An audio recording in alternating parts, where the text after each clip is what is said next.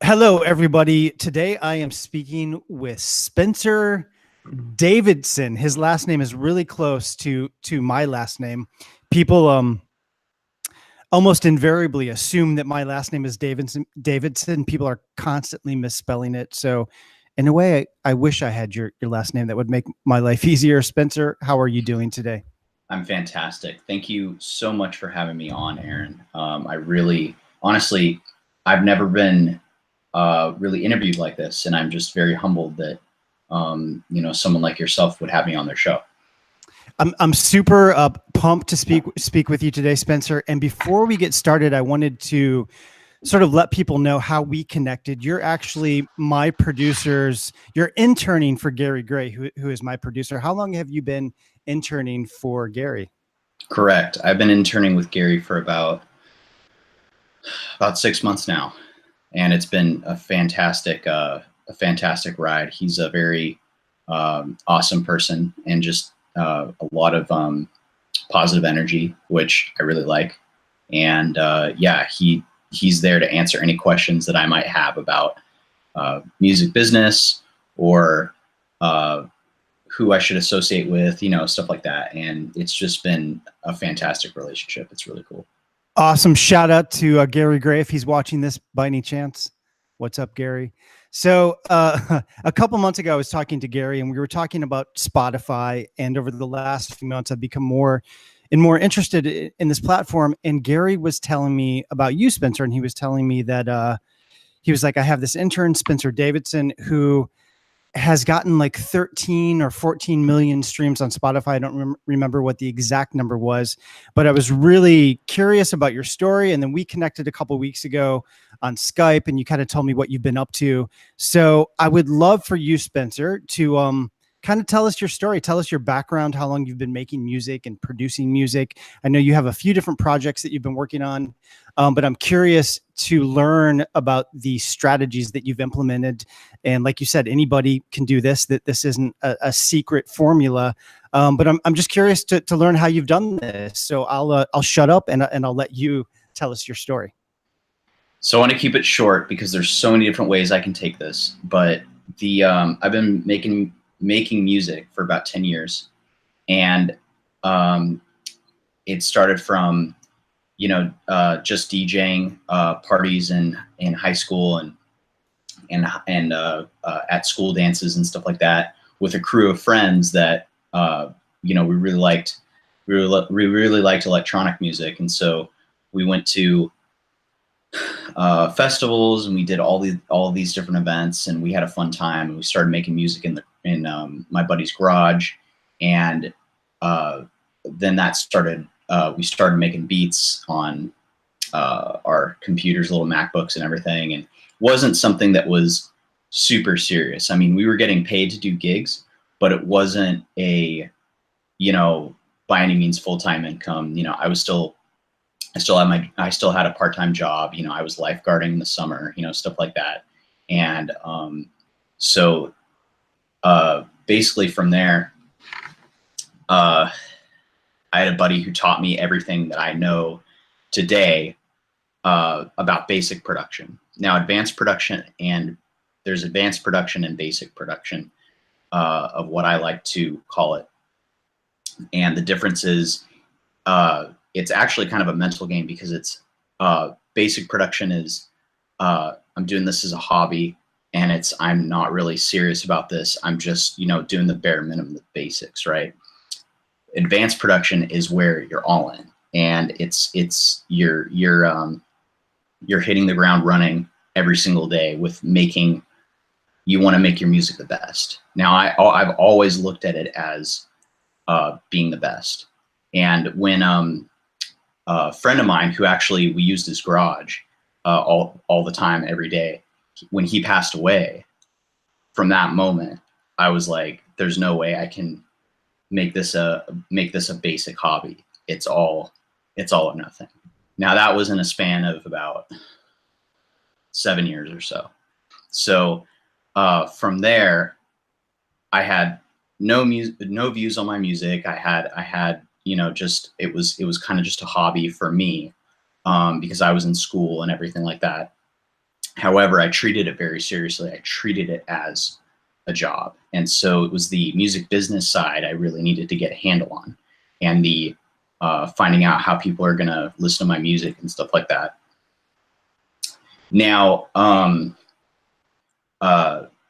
I did have a little bit of success on Spotify, or I'm sorry, not Spotify, SoundCloud, about 2010, when I had a buddy who started a blog on Facebook. This was when you could just send your music to your buddy, and you can still do that today. You can send your music to your buddy, and he'll say, "Oh, this is great. I'm going to post this." And he did that on his Facebook channel, and then it got like 10,000 views, which was really cool. And that was 2010. And so then I went to school. I went to college, university. I majored in audio production, and I learned some stuff there. But what I really did was learn all that I know on YouTube. YouTube was what I really wanted to know and learn, and how to make beats like, the Skrillexes, the Dead Mouses.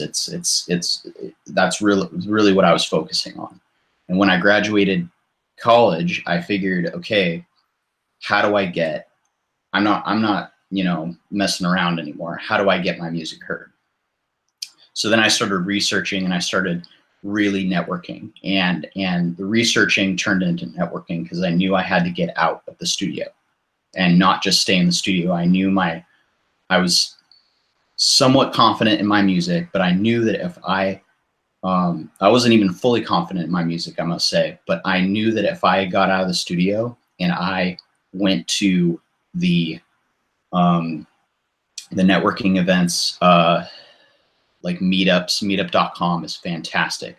If you have fans that are on meetup.com, they're already ahead of the game, because they're going to find those little meetup production groups. I'm part of a production group called Orange County Electronic Music Producers, or OCEMP. And you can look that up, and we have about 1,000 people in that group of individuals that come in, and Gary does speeches at that meetup. And so if you're in the LA area, or even the San Diego area, or even the Las Vegas area, we have people coming from all over the region to come to that meetup, because it's a very tight-knit group of people, and the meetup is thriving. We have money to find spaces so we can have meetings, all that stuff. But I wish they had that about 10 years ago, because when I was first starting, it was just me and a group of friends that were, trying to figure it out. And so now we have legit people that have been in the industry for, a few years, and, that can help you with your music and stuff like that, and just networking. I think I'll be speaking there again down the line. But anyway, moving on to how it really happened was that I met a guy named Thompson. You can look him up on Spotify, iTunes, everywhere. He's a social media guru. He knows exactly how to get stuff on social media, and how to make it really popular. And so what happened when I met up with him was, he knew social media, I knew production. So I said, okay, maybe we can work together and do this stuff. He's like, yeah. You help me make beats, and I'll get it really popular. And I said, okay, I gave it a couple tries. And then what really happened was that he knows a lot of different bodybuilders. So he was able to put the music we were making in their videos. So he was making a video for them. I think it was a group of 3 guys every single day. So and were these, if I can just jump in really quick, were these please. videos for YouTube? What platform was he promoting? Were these bodybuilders promoting their videos? All social media. So okay, mainly YouTube and Instagram. Is this answering your question? I just want to make sure I'm staying on track. Yeah, absolutely. I think we're getting there. This is really the it sounds like we're getting to sort of the meat of the story of how you were able to get all these streams. So the artist, you said his name is Thompson. How do you spell that, by the way? Is it with a P or is it a THMPSN? THMPSN. SN. Okay, so Yeah. Thompson. So you hooked up with this guy. He, like you said, knew social media, you knew production. You guys started to collaborate, and then he approached these bodybuilders. He was in with his community, and so where did it go from there? How did that catapult you guys into millions and millions of streams on Spotify? So this is cool because for the longest time, before I get into this, I must say that this is cool because for the longest time I was always like, oh, it's a record label that's going to get you there. It's a record label that's going to do this. It's all of this stuff.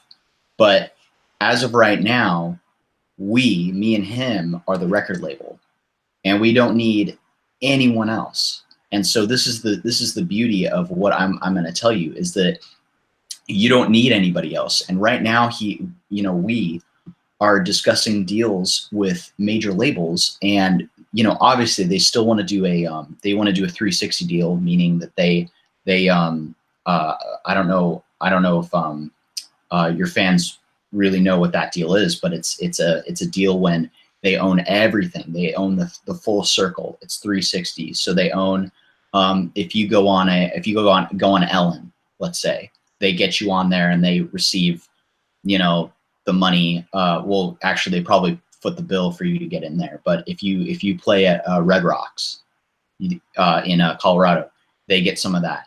If you play at festivals or if you do commercial, they get some of that. So yeah, they get a cut of everything. Hence the name 360. So they get a piece of everything. Is that something you guys are considering doing? No, we would like to do a. We've been approached by two majors right now, and we said politely, absolutely not. We want to do a. I'm also mentored by is a guy named Iz Avila. He's Usher's producer. He said you need an admin deal. So I said okay, and talking with my lawyer, he's like, well, to get an admin deal, you need this, and all this stuff. And really, the research always continues. I learn something every single day. But now to get into the meat of everything.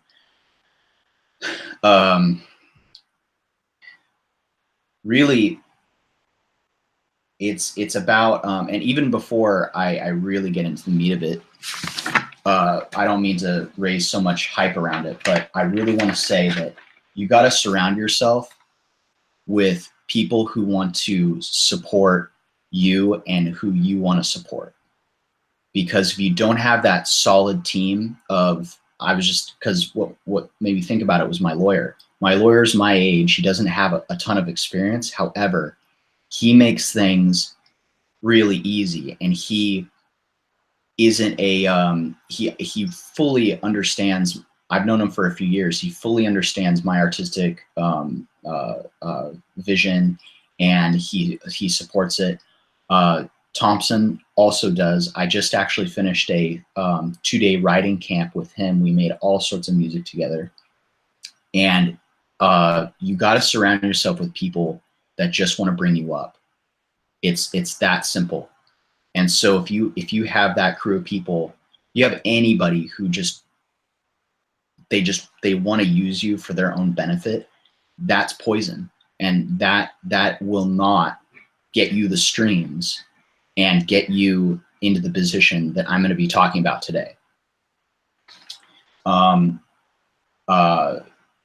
Is that good to add? I love that. I love to say that, Absolutely. I mean, I feel like we could have a whole separate conversation in terms of how to find those people and how to connect with those people. Maybe after we get into the Spotify streams, we can talk about, ideas for networking and finding people like that, finding people that want to lift you up. But let's get into the streaming. So you were kind of starting to tell the story about what led to this success on Spotify. So yes.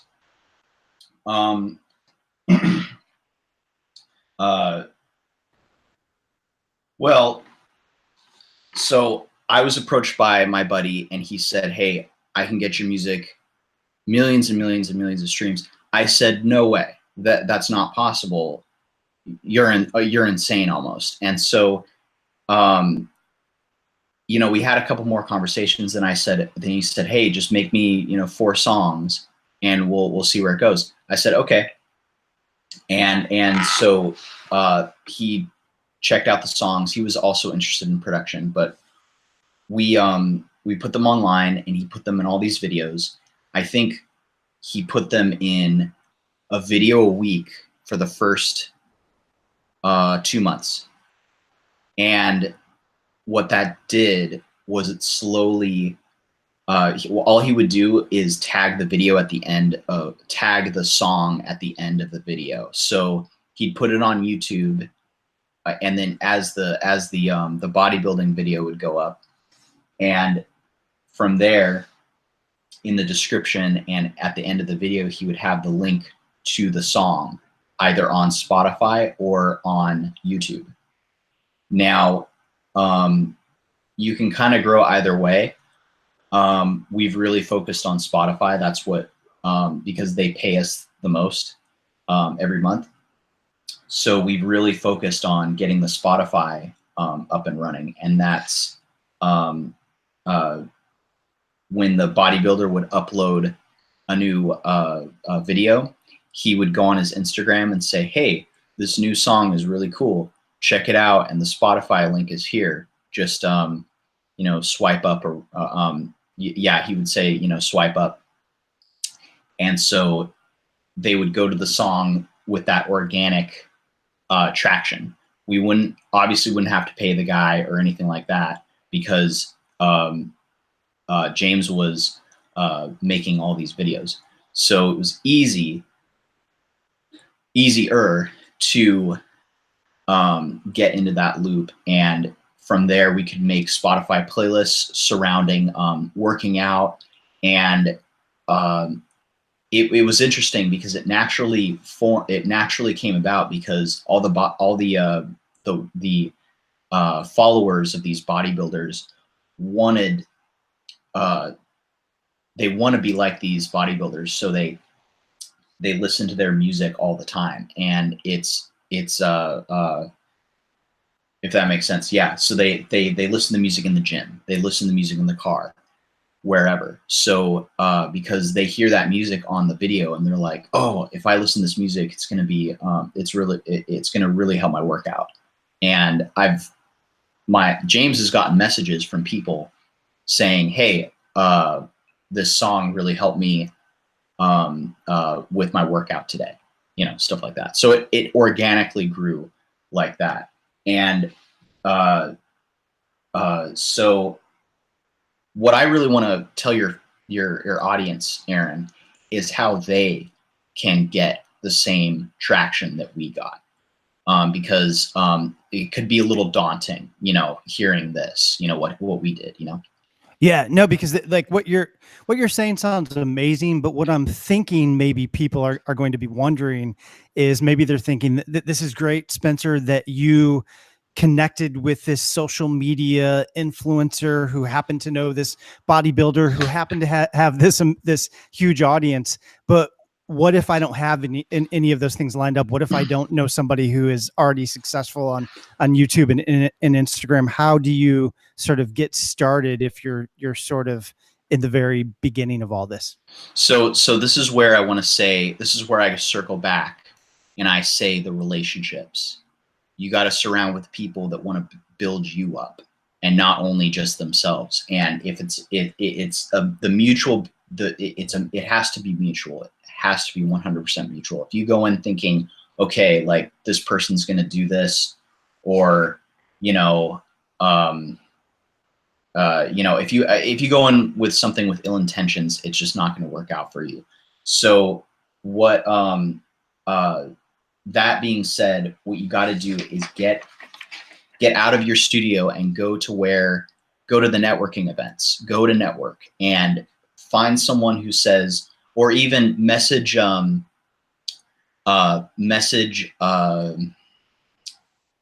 somebody with a huge YouTube page and say, hey, I have music, and make sure that music is royalty free, and say, hey, will you, if I give you my music, will you put it in your video and you link my channel or my to where the song is?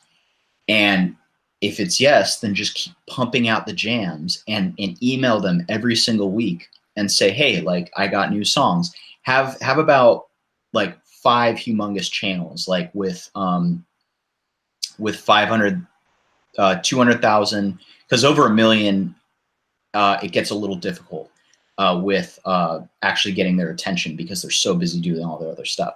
So find channels with like 100,000 to 2 to 500,000 that because they will need music, and just throw it to them and say, hey, look, you can use this for your channel. If you want custom music, I can help you with that. Just let me know. And from there, you can really start to grow. If you have 5, if I had 5 Jameses, my music would be like, I'd have 5 times the amount of streams that I have now. And not only just making music for him, but making music for myself and giving it to the owners of these channels. Yeah.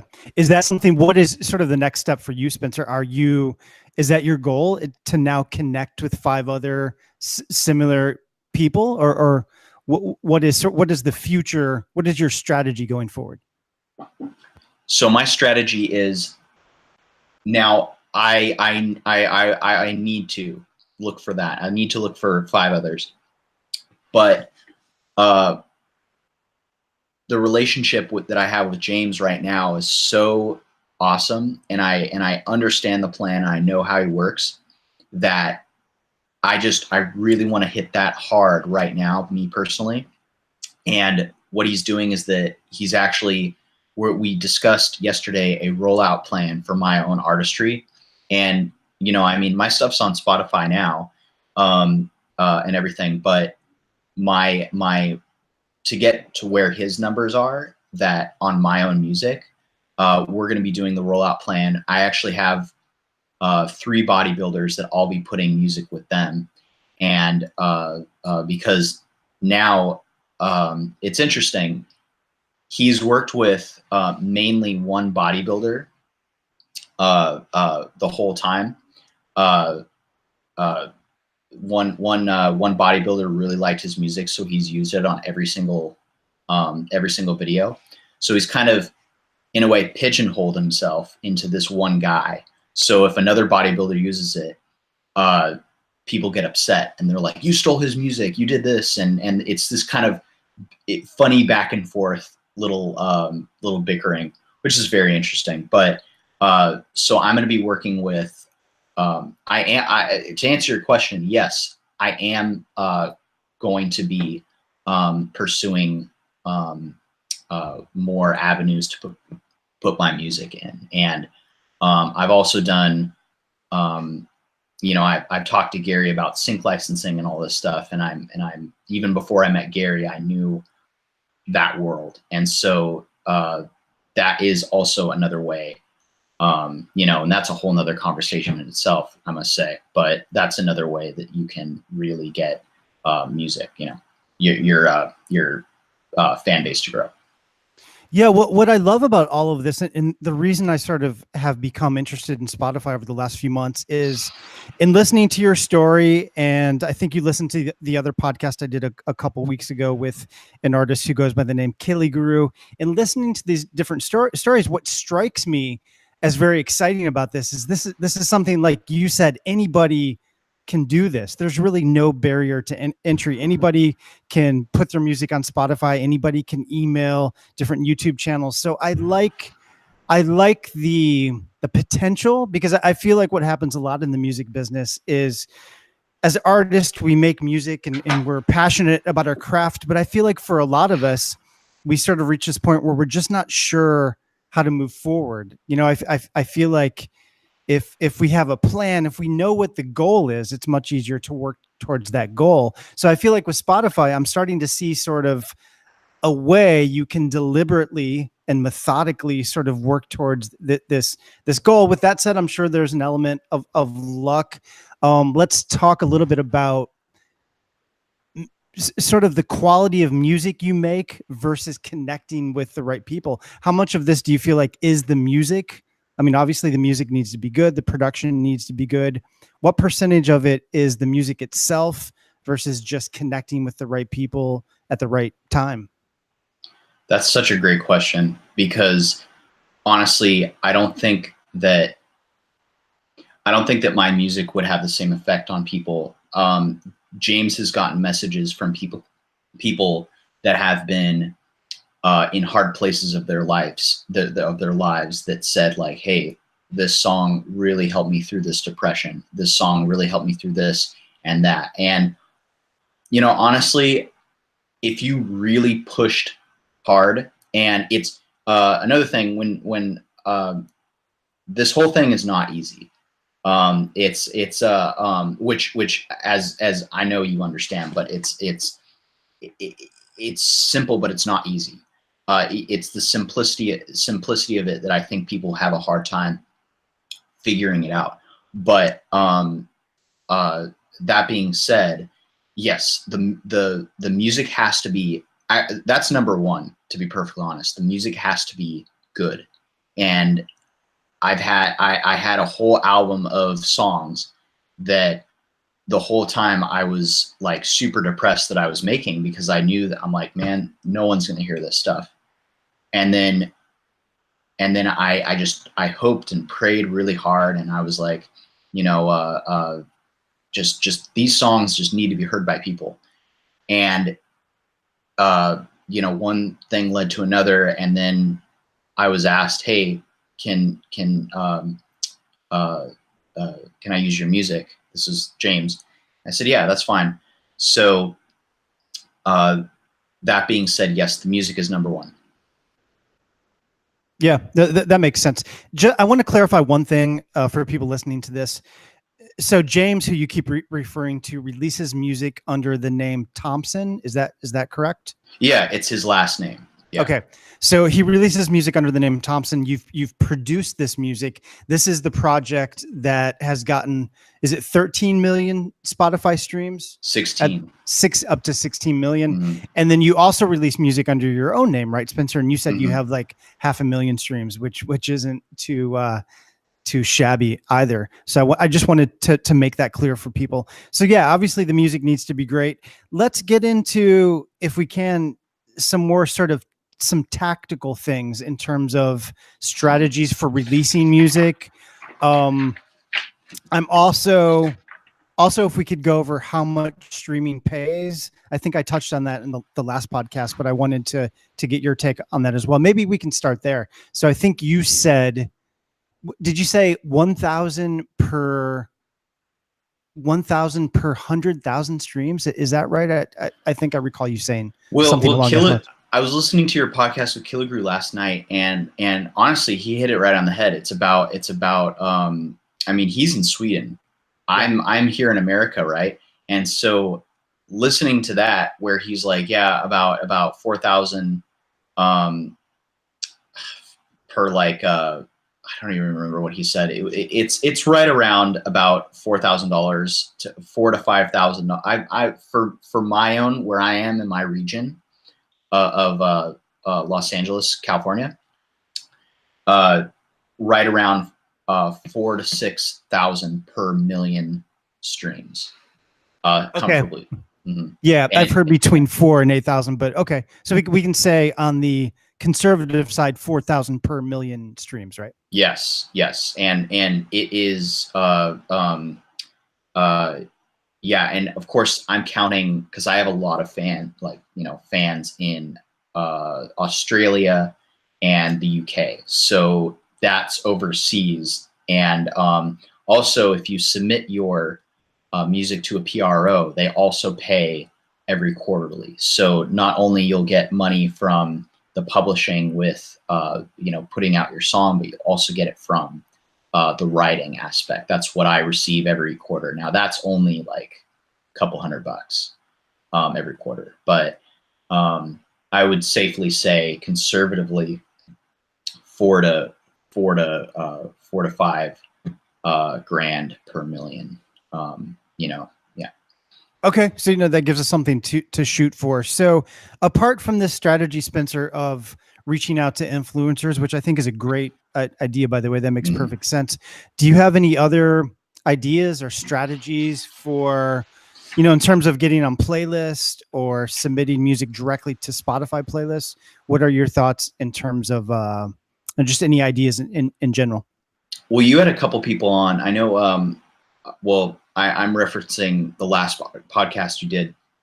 You guys talked about CD Baby and how you can submit early, and that is fantastic. I personally use DistroKid. That's been the easiest place, and we're now in talks with working with another publishing company that's actually going to send us a royalty check every month. Because DistroKid and CD Baby and all that stuff will send you, I think, a check every 3 months, because they have to wait for the vendors and Spotify, iTunes, all that stuff to come in. So yes, Spotify playlists are key. Again, meet the people with the Spotify playlists, and if you meet someone with a huge Spotify playlist, especially if it's online, really incubate the friendship for a while, and however long, and connect different ways. And instead of being like, can you, it's more a, let me help you. Here, I found some really killer, even if they're not your songs, you just say, hey, I found a few really killer songs you'd really like for your playlist. Like for instance, Killigrew, if he made a chill step playlist. I've totally dabbled in chill step. I know that genre. I know it. He probably is a master of that genre. But I could go online, or I could go into my library and say, hey, Chris, here are 5 songs that I have that can help your Spotify playlist by you not having to go out and look for that music. Here you go. I wanted to help you out by doing that. And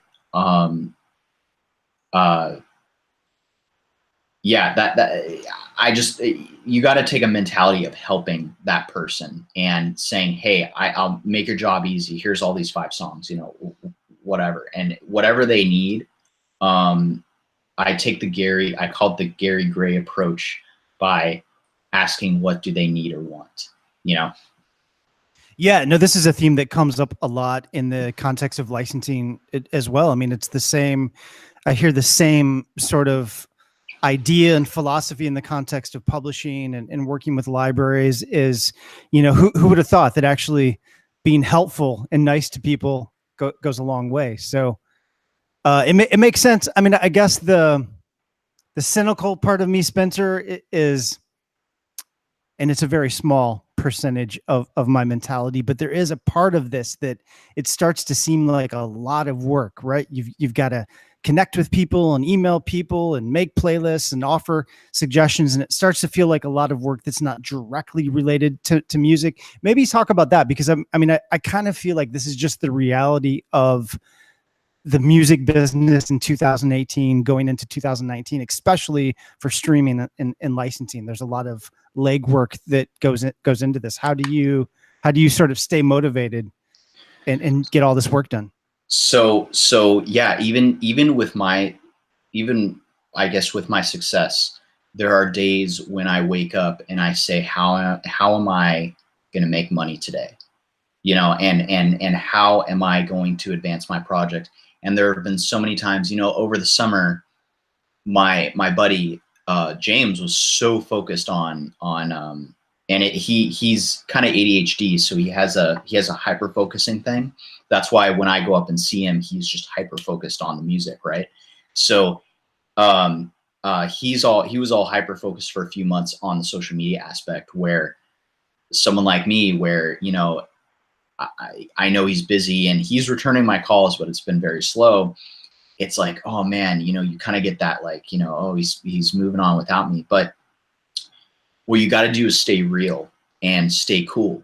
You know, anybody, he's worked with probably 4 or 5 other just friend producers that have like given him some music, and he's, you know, gotten pretty famous and stuff, but or gotten some plays, and he doesn't really associate with any of them because they've all, I kind of say, gone crazy mode, where it's a, hey, like, what about me? What about me?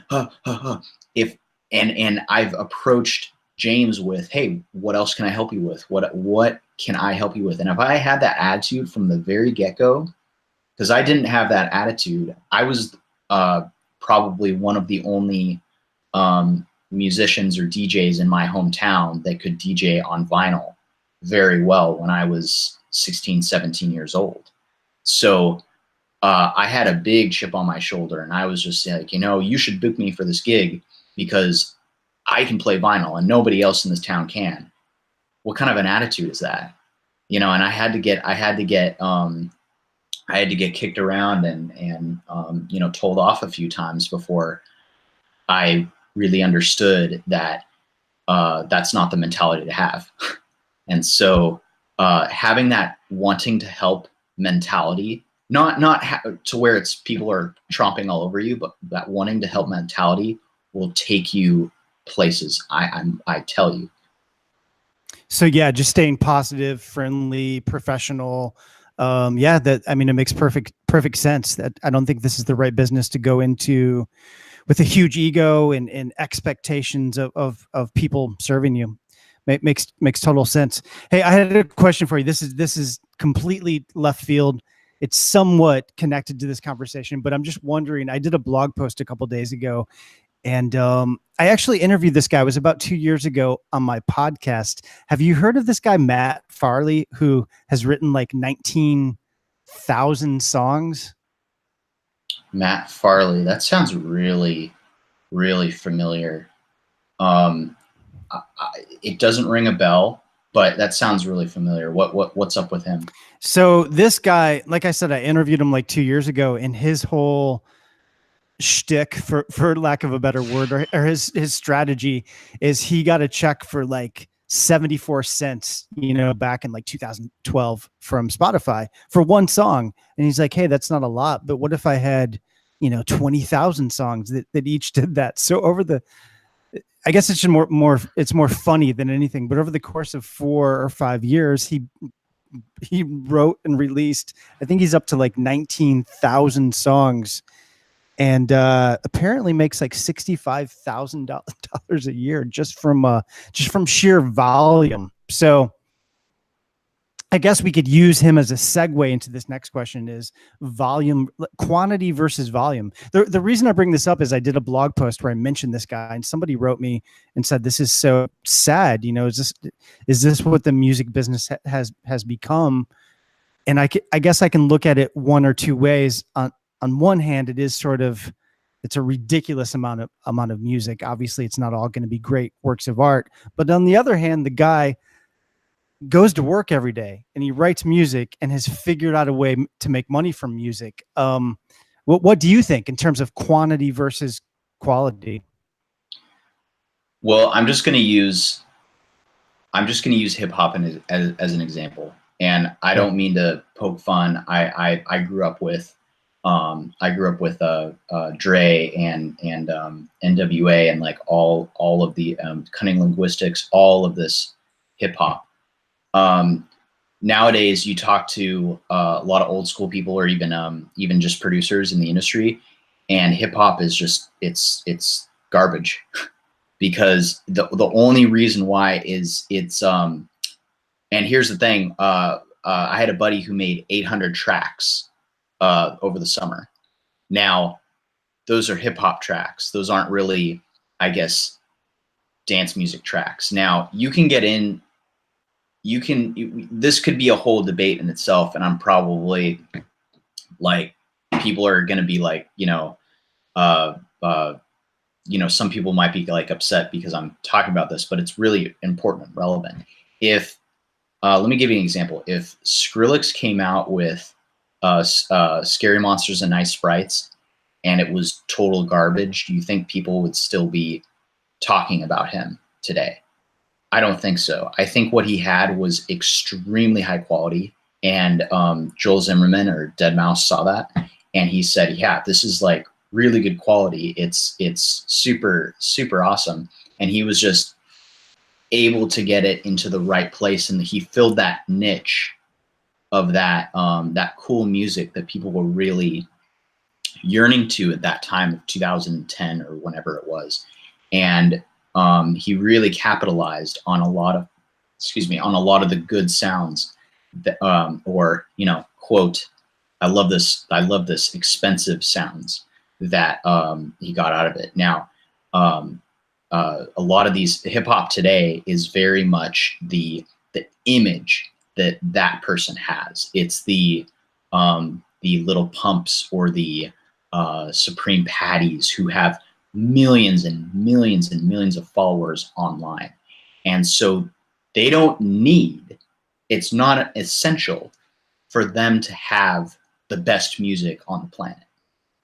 They literally can just, there's one song where one of them is just saying blah, blah, blah the whole time, and it's auto-tuned, so it sounds pleasurable, but it's at the same time, on a production and musical standpoint, it's, garbage. And it, of course it is subjective. I'm not putting anybody down for liking that music. But in terms of, I'm just looking at it logically and looking at it in a production thing. And so what I would actually say is it's simple, and it's not that difficult. I wouldn't say I guess garbage is a very harsh word. But I would say it's very simple, and the production behind it is not fully thought out, in my opinion. I don't know.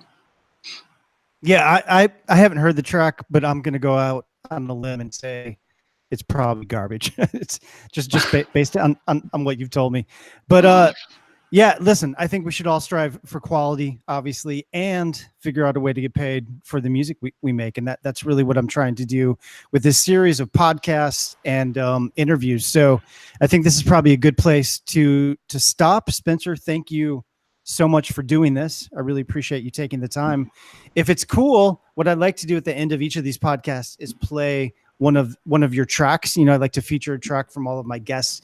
Do you have a track of one of your songs from one of your own, from your personal music project that we can play at the end here? Yeah. I have so many, and I was thinking about this last night. Which song do I want to play? Maybe I'll play, yeah, you know what? I have a brand new track I just finished yesterday. It's not even out yet. Should I send that to you after we get done here, or how do you want to do that? Yeah, that would be great. Send it to me after we get done, and then I'll edit it in at the end. What's the name of the track? The name of the track is called "Live It Up." Live It Up. Yeah, and it's like 100 BPM. I don't really know what kind of genre it is, to be perfectly honest. It's you put it into your DAW, it will say, or digital audio workstation, it will say 100 BPM. So it's just I think you'll like the song. So I'm glad that I would love if you played it. Awesome. So this is Spencer Davidson. This is his track, Live It Up. Spencer, thanks so much for doing this. Thank you, Aaron. Have a great day.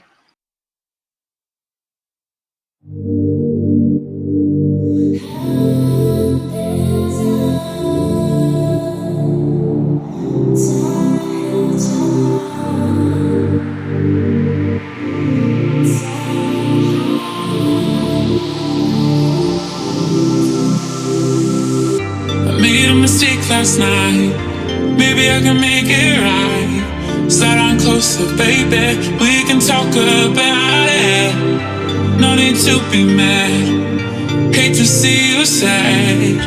Yes, I know I'm crazy, crazy about you, crazy about your love. I know I'm a flirt sometimes. I know I get drunk some nights. I know I get way too high. I just wanna live it up with you. I know that it might be tough. I know when you've had enough. It's just how I show my love. Darling, can I live it up with you?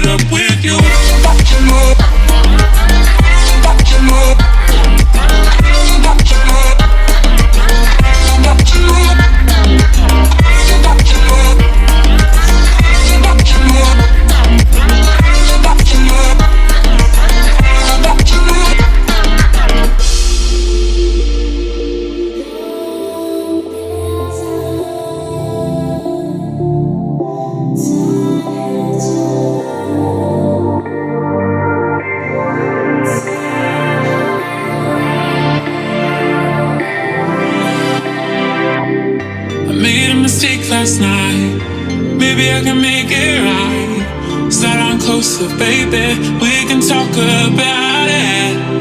No need to be mad. Hate to see you sad. Yes, I know I'm crazy, crazy about you, crazy about your love. I know I'm a flirt sometimes. I know I get drunk some nights. I know I get way too high. I just wanna live it up with you. I know that it might be tough. You've had enough. It's just how I show my love. Darling, can I live